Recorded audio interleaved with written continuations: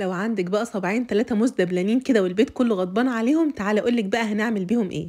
في الاول كده هنجيب الطاسه بتاعتنا ونحط فيها كوبايه سكر، وهنرفعها على النار، وطبعا النار هنا هتكون متوسطه لحد بقى لما السكر بتاعنا كله يتكرمل بالشكل ده. هنكون بقى مجهزين عندنا معلقه كبيره من الزبده، هننزل بالزبده وهنقلب لحد لما تختفي. هناخدهم بقى كده ونحطهم في صينيه تكون ما بتلزقش، مقاس 26 او 28. هنجيب بقى صابعين 3 من الموز على حسب حجم الصينيه اللي انت مستخدماها وعلى حسب حجم الموز عندك.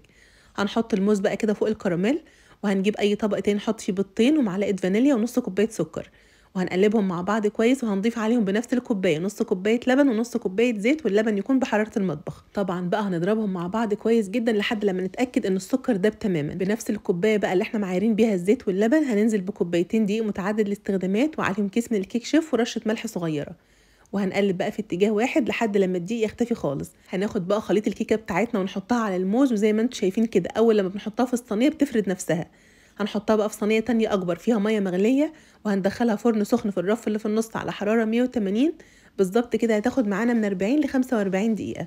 طبعا بنعمل لها اختبار تسويه، بنخرجها من الفرن بنقلبها على طول وهي لسه سخنه علشان الكراميل ما يمسكش معانا في قلب الصينيه. وبس كده خلاص بقى، قدموها بألف هنا. الطعم بتاعها يا جماعة رهيب، جربوها ومتأكدة هتعجبكم وهتعجب كل البيت. ويا رب الفيديو يكون عجبكم، وأشوفكم على خير بقى في الفيديو اللي جاي. مع السلامة.